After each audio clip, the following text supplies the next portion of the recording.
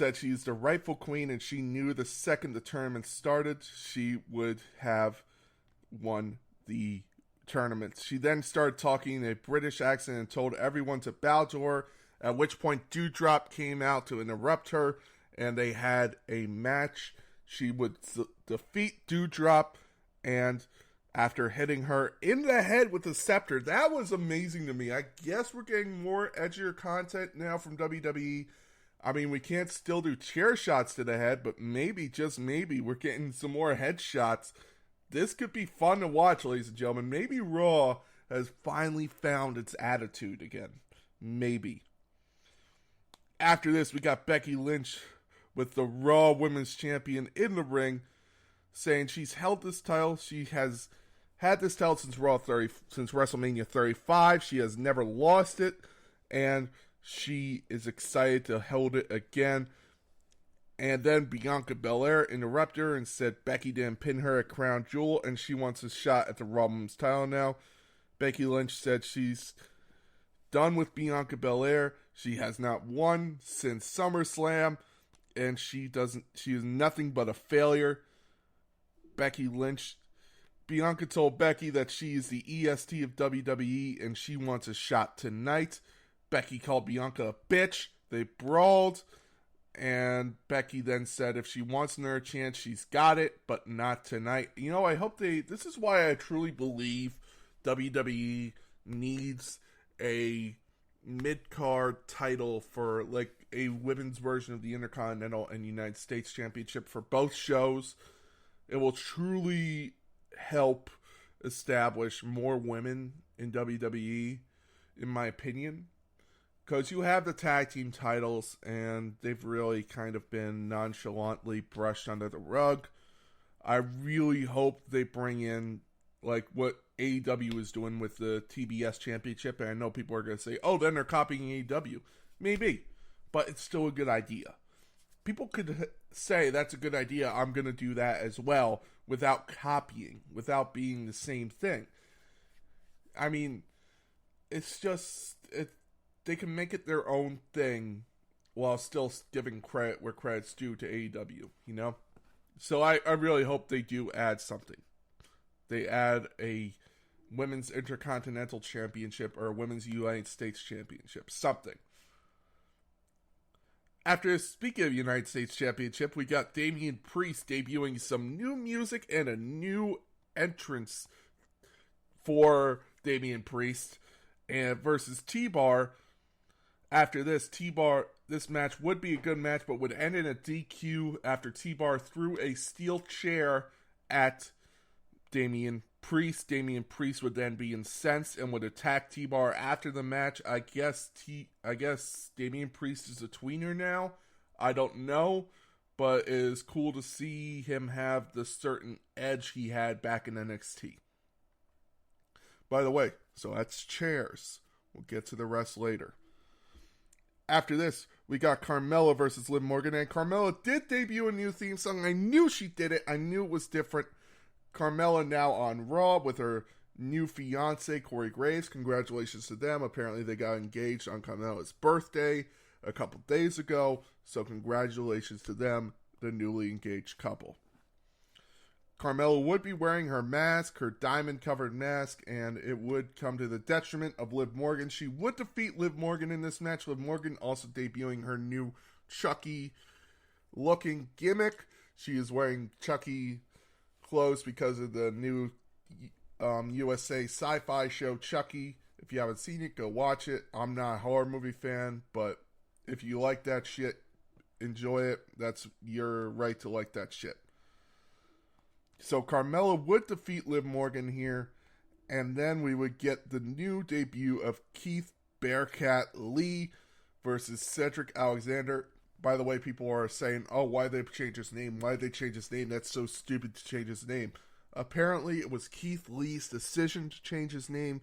He wanted to honor a former wrestler named Bearcat, who was a black wrestler throughout the, I believe, 70s and 80s, who really helped tear down some barriers. So Keith Lee has decided to change his name to honor that wrestler. So it is not WWE's decision here. It is Keith Lee's decision. But they did give him some new music that sucks. This is it's the debut of new music for WWE. So congratulations, WWE.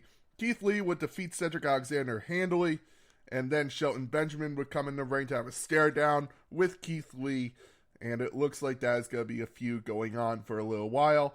I would really enjoy that feud because it would give Shelton Benjamin some more to do, and it would give Keith Lee more to do.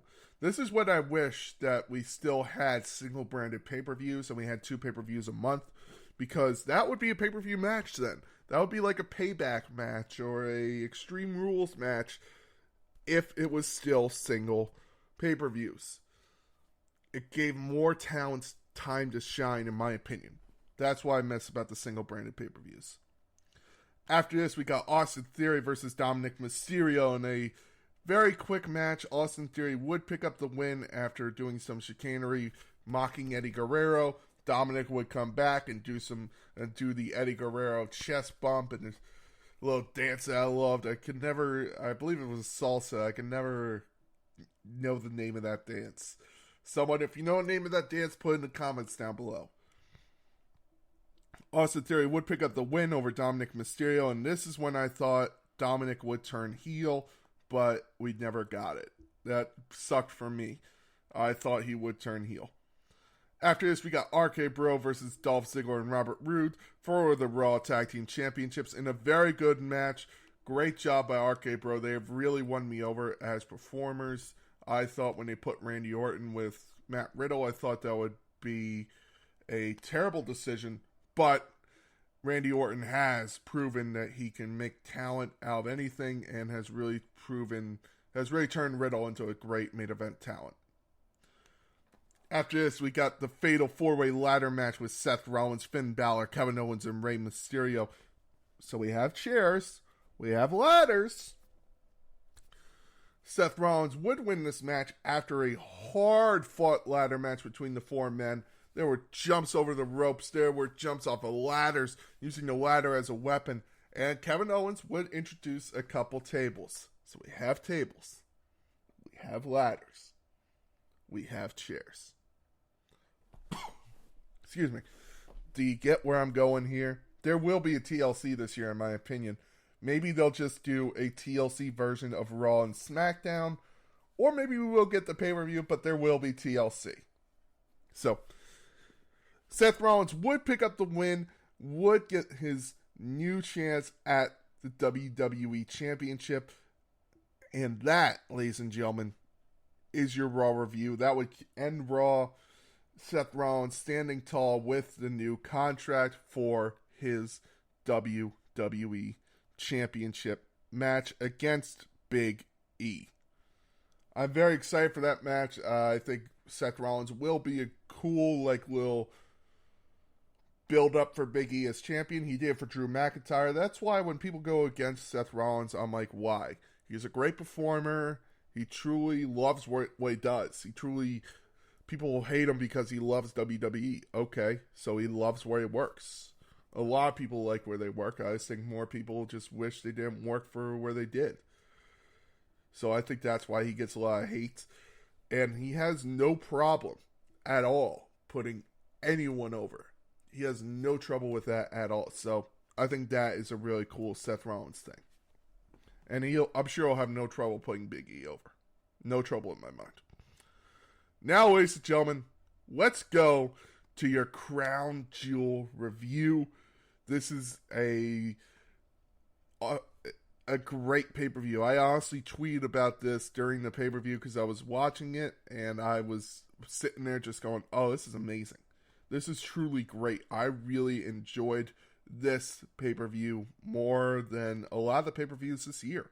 I sat back and I actually tweeted, am I watching, is it just me or is this a great WWE pay-per-view? And everyone responded, no, it's pretty good. This is probably WWE's best pay-per-view of the year. Coming from the Mohammed Abdu Arena on the Boulevard with an attendance of 22,000 people, we have Crown Jewel 2021. It kicked off on the kickoff show with the tag team match with the Usos versus the Hurt Business for the SmackDown Tag Team Championships in a very good 10-minute match. I was watching this on my phone as I was going to my store to watch the pay-per-view itself before I got beer and a cigar. I would sit down and I was watching this pay-per-view. I'm like, oh my god, this is a tag team match that started off. And Usos would retain after the Hurt Business gave them a very good match. I really enjoyed the match itself. And that would kick off the pre-show. And in the main show, it kicked off with a great, and I do mean great, Hell in a Cell match.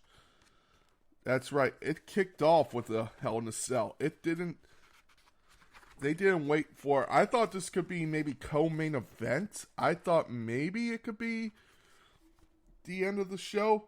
But no, it was the first match, and it was a doozy. Seth Rollins and Edge put everything they had into this match. Seth Rollins would even wrap a chain around his boot to go for the stop, and Edge would move just in the nick of time and would actually grab the chain from Seth, hit his own curb stomp on Seth Rollins, and pin Seth Rollins for the win in a 27-minute match. That was a great Hell in a Cell, ladies and gentlemen. It was perfect. After this, we got Mansoor versus Mustafa Ali in a 10-minute singles match. Mansoor would pick up the win to remain undefeated in Saudi Arabia. He is currently 4-0 in Saudi Arabia pay-per-views. After this match, Mustafa Ali would attack Mansoor, but the silver medalist for Saudi Arabia in Taekwondo would enter the ring. I do not remember his name at the time. I should do more research before this podcast. He would hit Mustafa Ali with a roundhouse kick and would stand tall with Mansoor to go to the next match, which was RK Bro versus AJ Styles and Omos. And this was a good match. It was an 8-minute match, but the talk about this match is before the match, where Matt Riddle, he rides a scooter to the ring, ladies and gentlemen, would instead ride a camel. And you just looked up and just saw Randy Orton's face in shock and kind of just wanted to laugh, but it was more of just, what the fuck is he doing? How the fuck did he get camel? It was hilarious. Just watching Orton's face this whole time was just what the fuck am I witnessing? It might be one of the funniest things I've ever seen.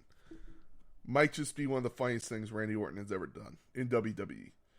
RK Bro would retain over AJ Styles and Omos in a very good tag team match, which would last 8 minutes. And then we go to your Queen's Crown Tournament match. Probably the worst match on the card, and it was still a good match. Like, it was a quick 5-minute match, but it was still... To say it's the worst match on the card is like saying sprinkles are the worst type of ice cream topping. You're still happy to have them, but it just wasn't as good as the rest of the card. Zelina Vega would win this match over Doudrop, using her own momentum and hitting Doudrop, kind of pinning her, using her own weight, hit momentum against her. Zelina Vega would win and would be crowned Queen's Crown Tournament winner. After this, we got an 11 minute. Let's just stop and sink that for a second. This is probably Goldberg's longest match since coming back in 2018 when he faced Brock Lesnar. Was it 2018 or was it 2017? It might have been 2017. When he faced Brock Lesnar at Survivor Series, this has probably been his longest match. It was a no-holds-barred match versus Bobby Lashley. Falls count anywhere. Bobby Lashley would get kendo sticks, would get chairs, and would hit Goldberg with everything he had, but Goldberg kept getting up for the strength of his son.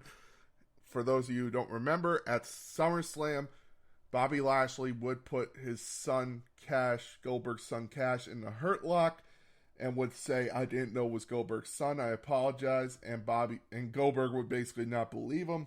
This would lead to this match. Bobby Lashley would try to hit everything on Goldberg, even break